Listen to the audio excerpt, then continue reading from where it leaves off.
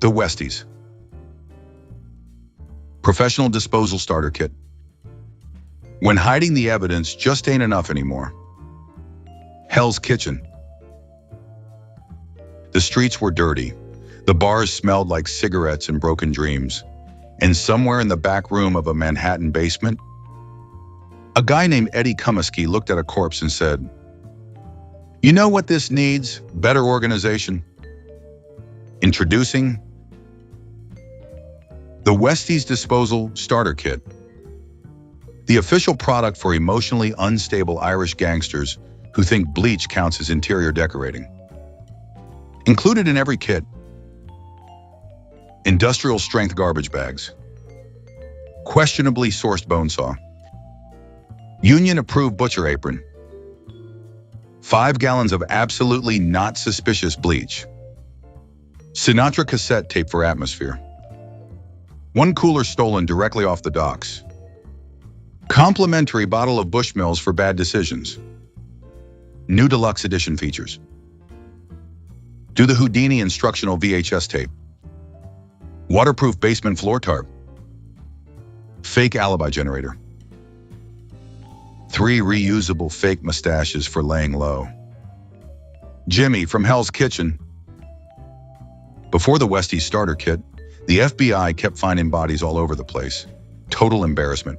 Now, forget about it. Mikey the union guy. I used to use regular garbage bags like a civilian. Disgusting. These industrial bags changed my life and several investigations. Anonymous longshoreman.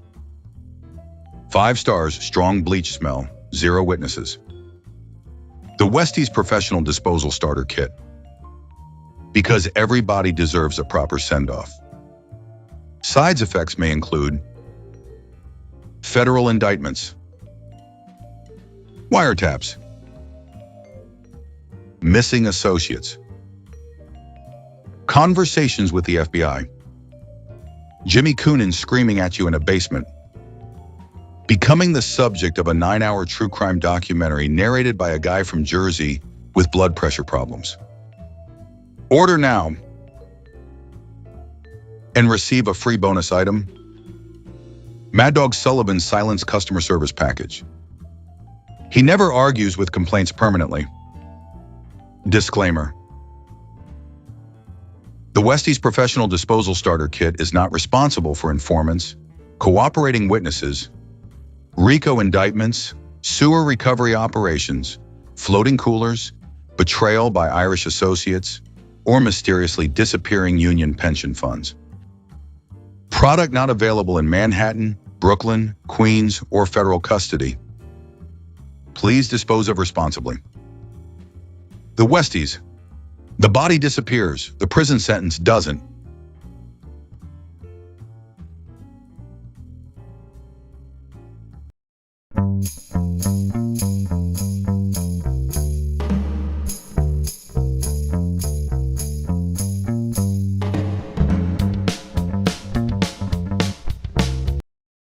Disclaimer. This documentary is intended for commentary, historical discussion, satire, analysis, and entertainment purposes only. No statement made in this production should be interpreted as a formal accusation of criminal conduct beyond what has been publicly documented, historically reported, testified to in court, or discussed through published investigations and organized crime records. The following documentary contains depictions and discussions of organized crime, murder, violence, corruption, and enough psychological instability to make a 1970s Hell's Kitchen bartender quietly switch religions. Viewer discretion is advised. And before some guy named Johnny the Truth 1978 writes a 14-paragraph comment correcting the exact location of a long-demolished Irish social club, relax. This ain't a courtroom. This ain't a history dissertation. And this definitely ain't one of those fake YouTube mafia channels where a guy with a Bluetooth headset claims his uncle knew Lucky Luciano because they once parked near the same deli. This is a Pizzaverse documentary. A Pizzaverse Studios production. in association with Palermo Productions. Written by Bambi Palermo.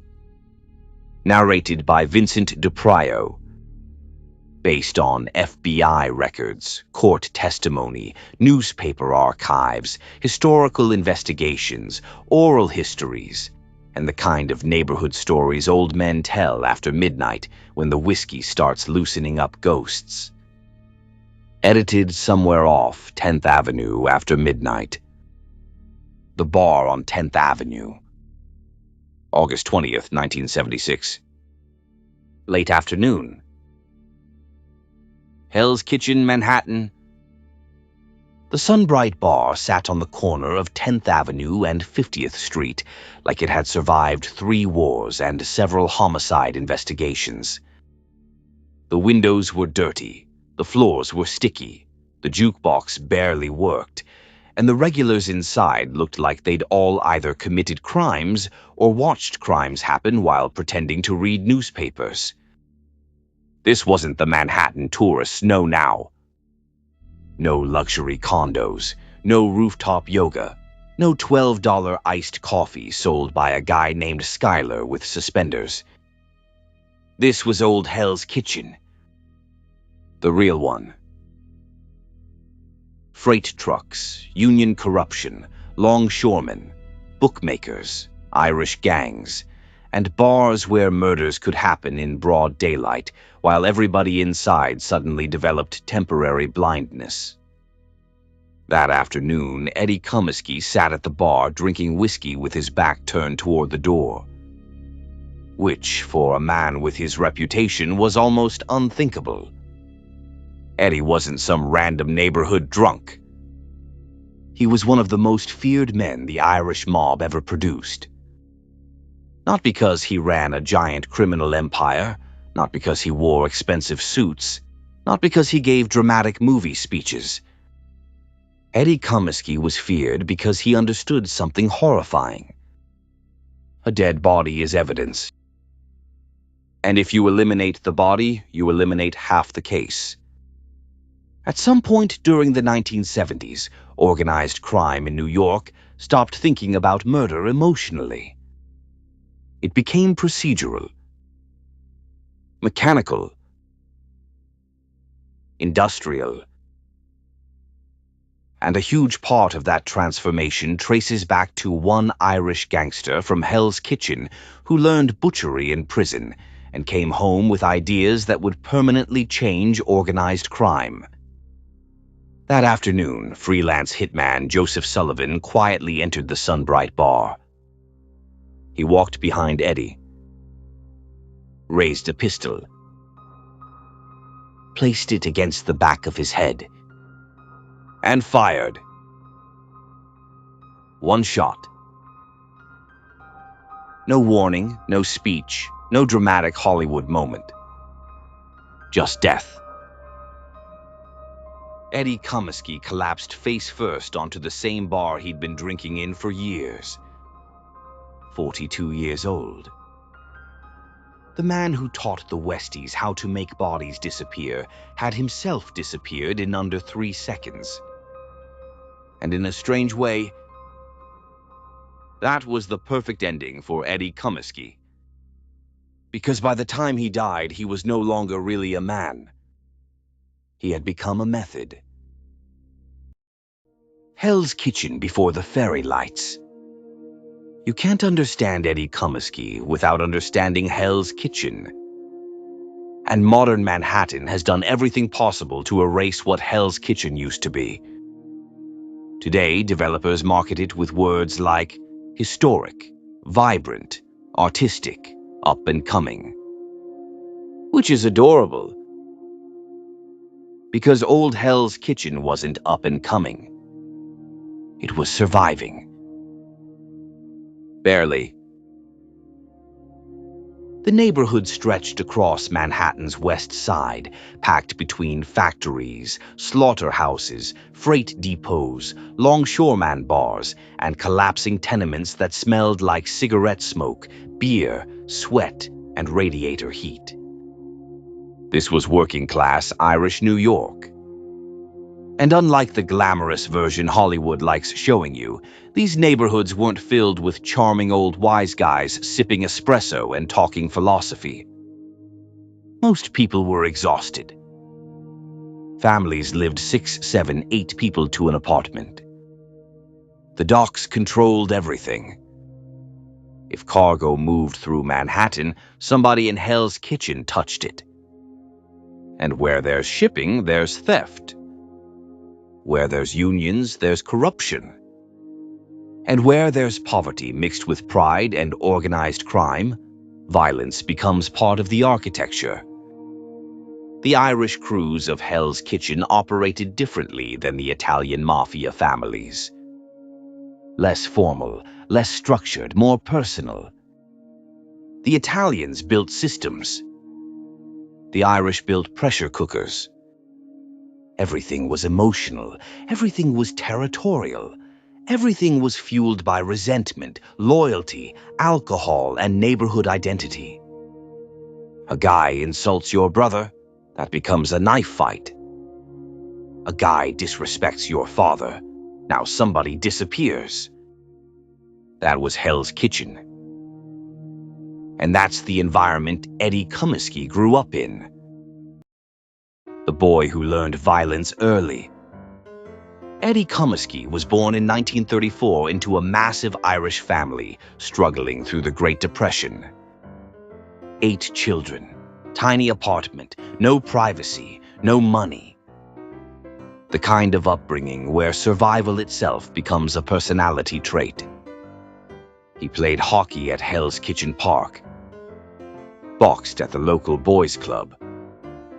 And like a lot of neighborhood kids, he learned very early that physical toughness mattered. Not symbolically. Literally. Weakness cost you money. Weakness got you robbed. Weakness got you hurt. And Eddie, he wasn't weak. He had curly black hair, piercing blue eyes, and what writer T.J. English later described as the cockiness of a bantam rooster. Which is honestly the most Irish New York description anybody's ever written. Eddie had presence. Not movie star charisma. Predator calm. The kind where older criminals instantly recognize, yeah, this kid's eventually gonna become a serious problem. By his teens, he was already burglarizing buildings and stealing cargo off trucks parked along the west side. And what made Eddie dangerous wasn't rage. It was control. He didn't panic, didn't brag, didn't run his mouth. He approached crime almost professionally. Which is terrifying when you think about it. Because reckless gangsters are dangerous. Professional gangsters, those are the ones who reshape entire criminal organizations. And Eddie Cummiskey eventually would. Mickey Spillane's West Side. By the early 1960s, Eddie was running with the crew of Mickey Spillane. Spillane was old-school Irish mob royalty. The kind of neighborhood boss who kissed babies at funerals and handed out turkeys at Christmas while simultaneously controlling gambling operations, labor rackets, and enough street violence to keep entire blocks terrified. Classic old New York contradiction. Community leader on Sunday. Criminal conspiracy by Tuesday afternoon. Spillane controlled Hell's Kitchen through relationships. Respect, fear, neighborhood loyalty. But younger guys were starting to see him as outdated. And underneath the surface, Hell's Kitchen was changing. A new generation was rising. Meaner, colder, less sentimental. And Eddie Cummiskey was drifting toward them. Because prison changed him. Not morally. Mechanically. The prison transformation.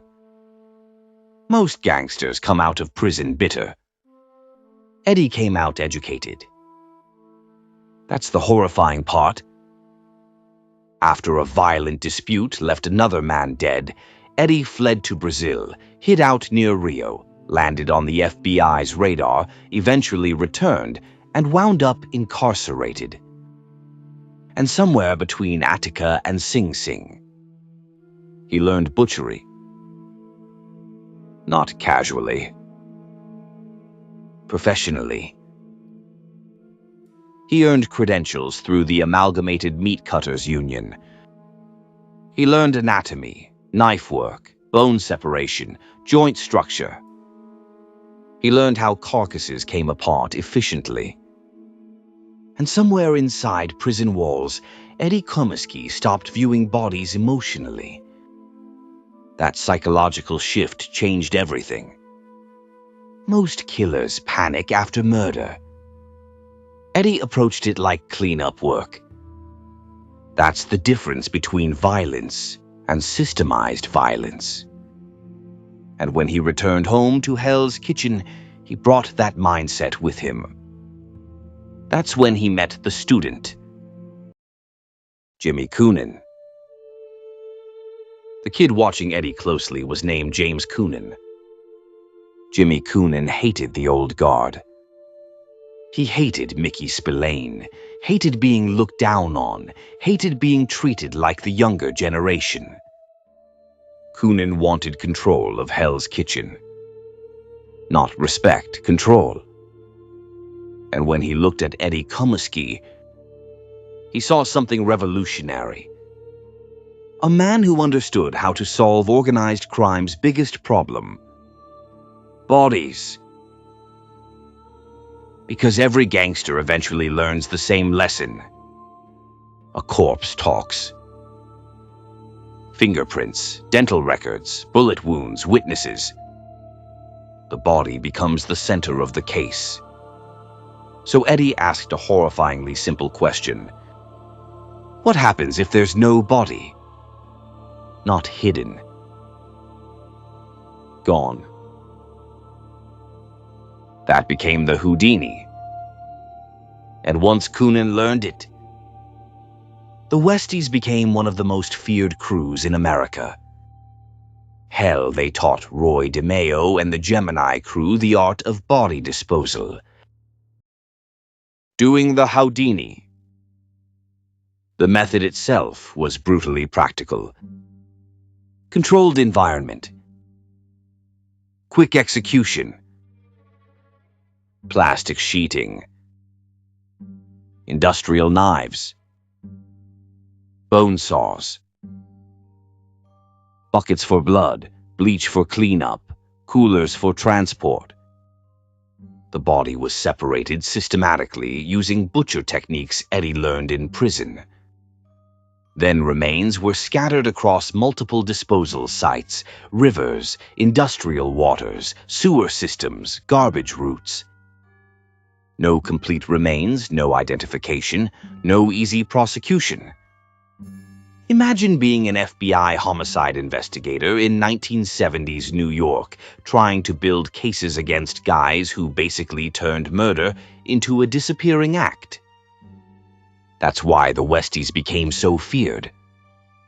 Not just because they killed people, because they erased people.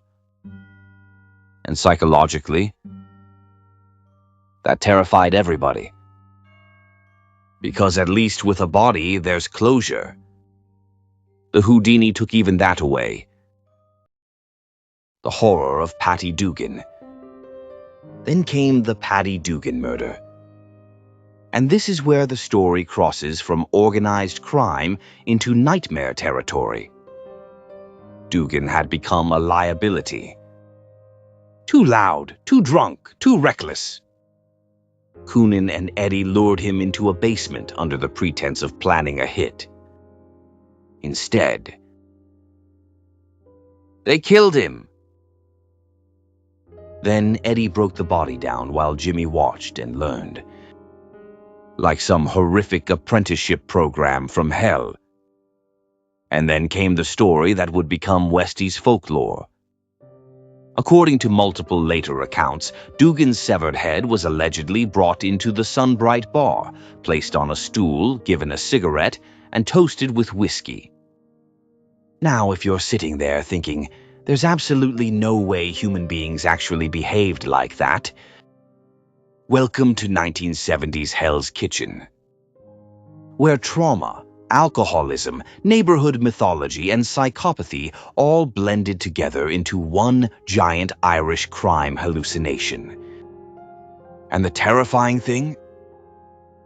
Multiple witnesses later testified to versions of the story under oath. That's when organized crime families across New York started paying attention. Because now the Westies weren't just violent. They were useful. Very useful. Especially to the mafia. The Italians take notice. Eventually, the Genovese crime family and the Gambino crime family realized something important. The Westies could solve problems. Permanent problems. The Jacob Javits Convention Center project brought enormous money into Hell's Kitchen. Construction, cement, unions, shipping, kickbacks. Everybody wanted a piece. And where there's construction money in New York, organized crime appears like raccoons near an open garbage can. That power struggle led to contract killings. And eventually, Eddie Cummiskey himself became expendable. Maybe because he knew too much. Maybe because Coonan outgrew him.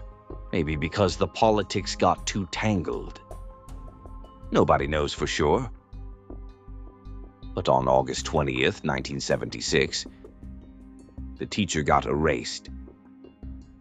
And organized crime moved on like it always does. Cold, efficient, without sentiment. Because the mob romanticizes loyalty, right up until loyalty becomes inconvenient. The man called Mad Dog, the man who killed Eddie Cummiskey, wasn't some screaming movie psychopath waving a revolver around in a trench coat. That's Hollywood nonsense. The real killers were usually quieter than that. And Joseph Sullivan was one of the quietest. Joseph Mad Dog Sullivan came out of Queens. Irish Catholic upbringing, soft-spoken, polite, almost forgettable looking, which made him terrifying. Because real professional killers usually don't look dangerous. They look like the guy fixing your television antenna in 1974. Sullivan wasn't loyal to one family. He was freelance, which in organized crime means whoever pays me enough, your problem becomes my problem. That's why the mafia loved him. The Italians could use an Irish shooter without directly implicating themselves. And Sullivan had a reputation for efficiency. No speeches, no theatrics, no unnecessary cruelty. Just results. That's another thing people misunderstand about organized crime. Most real killers weren't movie villains giving dramatic monologues. Most were emotionally flat. Professional. They approached murder the same way an electrician approaches wiring. Do the job, get paid, go home. And Sullivan, he was considered one of the best. Which tells you how seriously the power struggle in Hell's Kitchen had become. Because you don't hire a freelance assassin unless politics have already failed. The West Side War.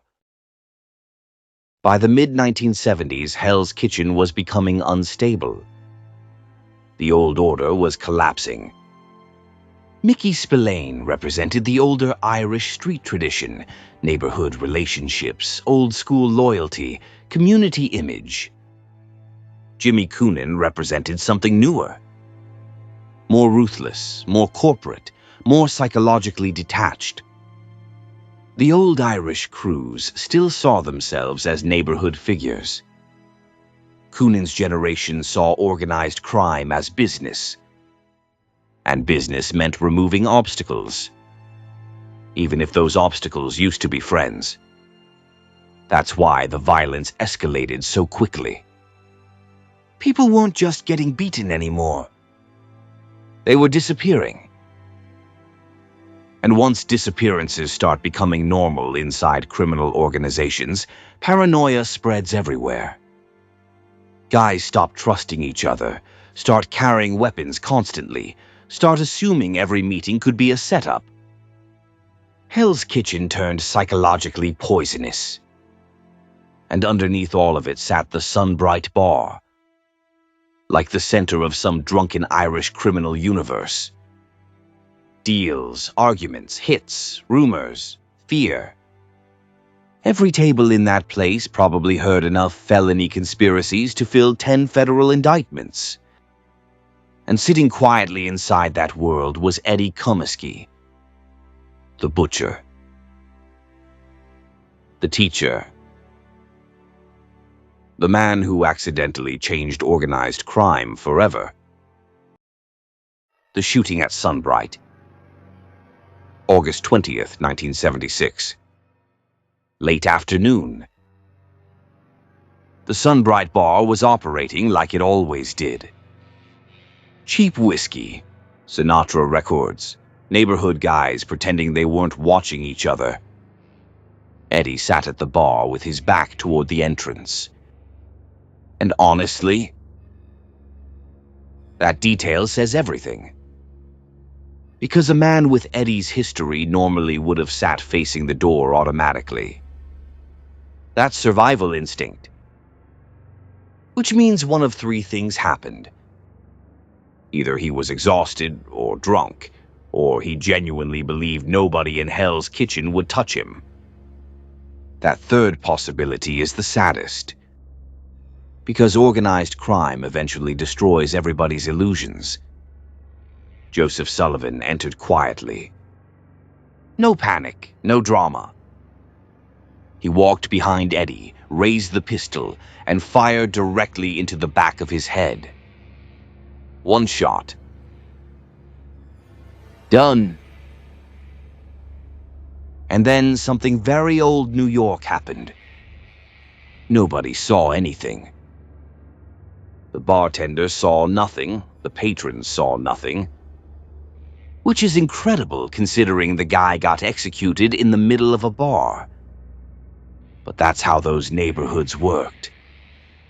People survived by minding their business. The unofficial rule of Old Hell's Kitchen was simple. If you saw something, no, you didn't. Sullivan walked out calmly. Eddie Cummiskey died slumped over the bar.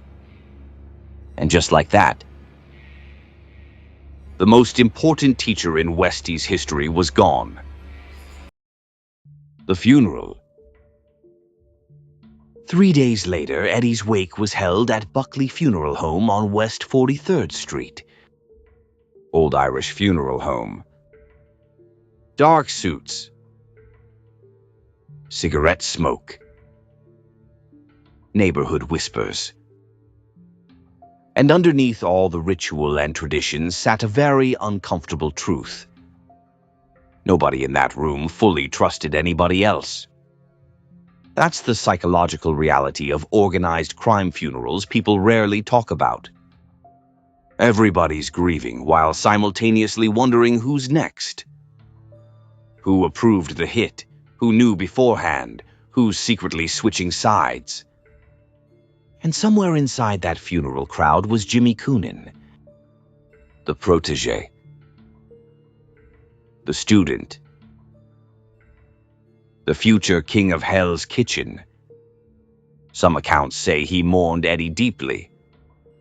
Others insist he quietly approved the murder himself because Eddie knew too much. That mystery never fully went away. And honestly, that uncertainty feels appropriate.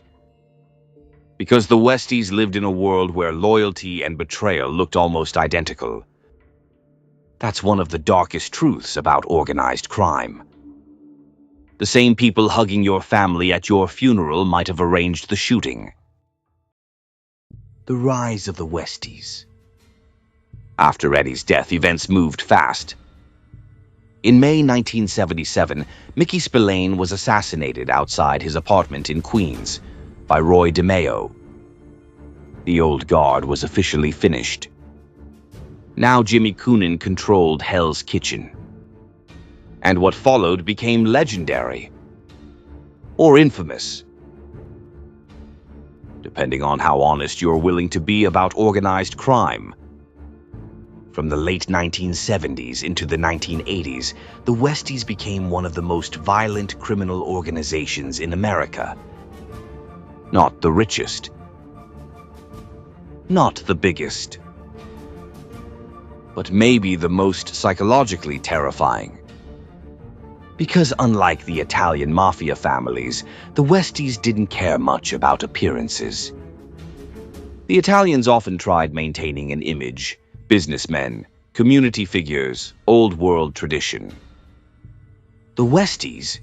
These guys acted like Irish neighborhood psychopaths who accidentally gained access to organized crime money. Which honestly made them unpredictable. And unpredictability creates fear. They handled loan sharking, gambling, labor extortion, contract killings, dock theft, union rackets. And eventually they partnered with the Gambino crime family under Paul Castellano.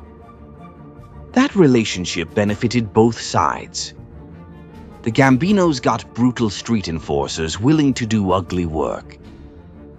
The Westies got protection and access to larger criminal operations.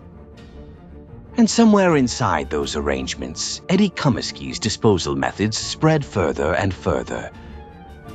That's how criminal techniques evolve. One man learns something horrifying, teaches another, and eventually the method outlives everybody involved. Mickey Featherstone talks. Eventually, the government broke the Westies apart the same way organized crime usually falls apart. Paranoia, informants, ego, fear. And one of the biggest turning points came from Mickey Featherstone. Featherstone eventually cooperated with federal authorities and described the Westies' violence in horrifying detail. Killings, disappearances, body disposal methods. And over again, investigators kept hearing variations of the same procedure. The Houdini. The thing Eddie Cummiskey taught Jimmy Coonan years earlier in the back rooms of Hell's Kitchen bars and basements. Think about that for a second. A prison-learned butcher technique from one Irish gangster in Manhattan eventually became federal courtroom testimony, defining one of America's most infamous criminal organizations. That's legacy. A dark legacy, but legacy all the same. The city changes. Here's the strange part. The violence disappeared. But so did the neighborhood. Hell's Kitchen changed completely. The docks faded, the freight yards disappeared, the old bars closed. Developers arrived with money and fake neighborhood branding. Historic West Side branding. Yeah, historic. Meaning, people used to get murdered here, but now there's a juice bar. The Sunbrite Bar vanished. The old tenements became luxury apartments. The Irish neighborhood identity slowly dissolved into modern Manhattan real estate culture. And honestly, that transformation feels almost surreal when you compare it to what the area once was. Because people now walk dogs through streets where organized crime wars once unfolded. Tourists take selfies where bodies were allegedly loaded into coolers. That's New York. The city doesn't preserve history. It buries it under newer money. the real legacy of Eddie Cummiskey. Most mobsters chase reputation. Eddie Cummiskey never really got one. No famous catchphrases, no Hollywood movie, no glamorous mythology. He wasn't charismatic enough for pop culture. He was useful. And sometimes usefulness becomes more dangerous than fame. Federal investigators later described the Westies' disposal methods as among the most effective body removal techniques American organized crime had ever seen. Think about how insane that statement is. This wasn't mythology anymore. It became law enforcement reality. Variations of the method spread through criminal organizations in other cities: Boston, Philadelphia, New Orleans, Chicago. The techniques traveled. The teacher disappeared into history. And honestly, that may be the most mafia ending imaginable. Because organized crime doesn't really reward its innovators. It consumes them. The men who teach the technique. That's the real story of Eddie Cummiskey. Not a kingpin, not a celebrity gangster. A mechanic of violence. A prison-trained butcher who returned to Hell's Kitchen carrying a procedure that would permanently shape organized crime. He taught Jimmy Coonan. Coonan built the Westies empire. The Westies terrified New York. The FBI eventually tore the organization apart. And through it all, the method survived longer than every man involved. That's the real lesson here. Not the money, not the violence, not the mythology. The lesson is this.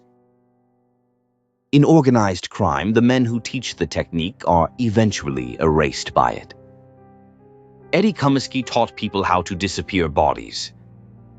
Eventually, he disappeared too.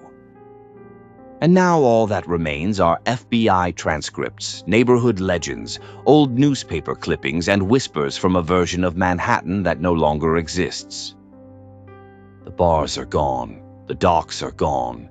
The old Irish neighborhood is gone. But somewhere underneath modern Manhattan, the ghosts are probably still drinking. Subscribe to Pizzaverse Studios for more. Psychological breakdowns, internet culture documentaries, MobTube investigations, digital sociology, livestream psychology, and deep dives into the strange evolution of online personalities. New documentaries weekly. Special thanks to everybody still capable of independent thought in the middle of the internet circus. To the replay gang, the late-night listeners, the haters, Tupperware bandits, lurkers, junkies, and the real ones holding on to sanity while the algorithm burns the building down. We appreciate you. And remember, not every loud voice online is a leader. Sometimes it's just a man screaming from inside a digital cage. See you at the next one. Eddie Cummiskey, the man who turned cleaning up the mess into a full-time trade skill. Eddie learned butchery in prison and somehow decided the best possible use for that education was helping the Westies turn homicide investigations into scavenger hunts. Basically, the worst career counselor success story in Manhattan history. James Coonan. Jimmy looked like the kind of guy who'd either become a union delegate or start a neighborhood war over eye contact. Instead, he became the boss of the Westies and turned Hell's Kitchen into a federal law enforcement migraine for almost a decade. Mickey Spillane. Old-school Irish mob boss. handed out Christmas turkeys while simultaneously supervising enough rackets to qualify as a small corporation. The last generation of neighborhood gangsters before the younger psychopaths arrived with bleach and power tools. Joseph Sullivan. Imagine if a Catholic school substitute teacher secretly had a body count. That was Mad Dog Sullivan. Quiet, calm, polite, and absolutely the last guy you wanted walking into your bar holding a pistol behind his back. Mickey Featherstone. Started as a feared Westies enforcer and eventually transformed into the human equivalent of a federal audiobook. By the time he finished testifying, half of Manhattan probably needed legal representation. Paul Castellano. Big Paul ran the Gambino family like a corporate CEO trapped inside a mafia movie. Preferred business meetings, construction money, and white-collar rackets. Unfortunately for him, organized crime eventually promotes psychopaths faster than accountants. Anthony Salerno. Fat Tony looked like somebody's tired uncle who owned a deli and complained about parking tickets. In reality, he was one of the most powerful mafia bosses in America. Which really tells you never to judge organized crime by appearances.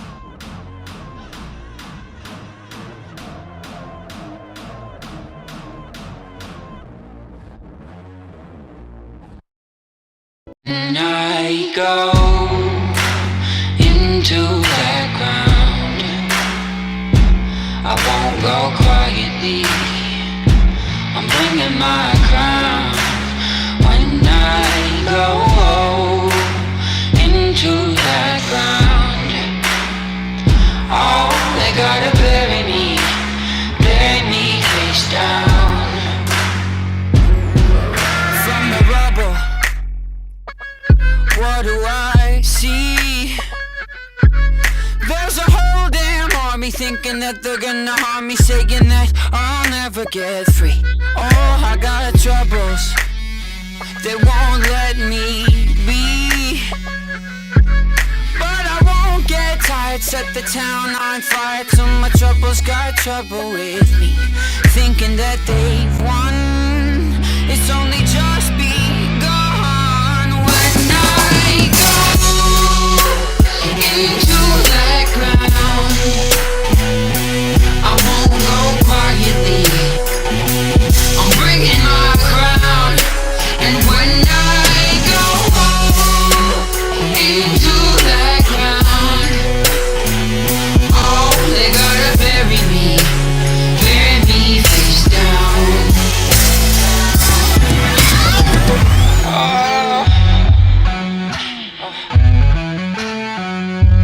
I've been on the run since I was a boy, but now I'm done running. Got another thing coming, watch my enemies get destroyed. Oh, I got troubles of more than one kind, but I never sleep. Gotta bury me 6 feet deep where the sun don't shine. Thinking that they've won, it's only just begun.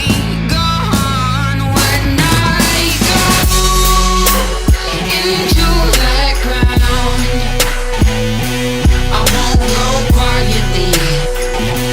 I'm bringing my crown. And when I go into that ground, oh, they gotta bury me face down.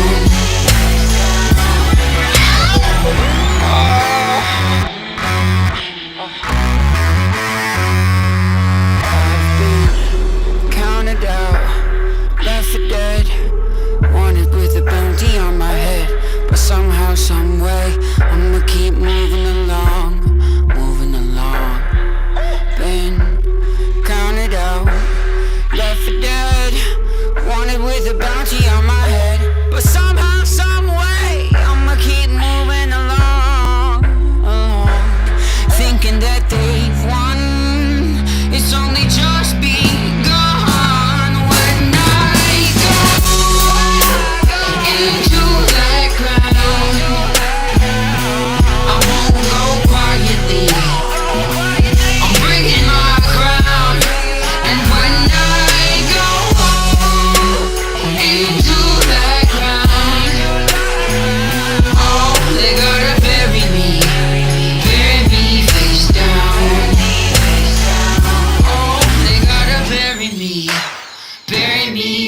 down.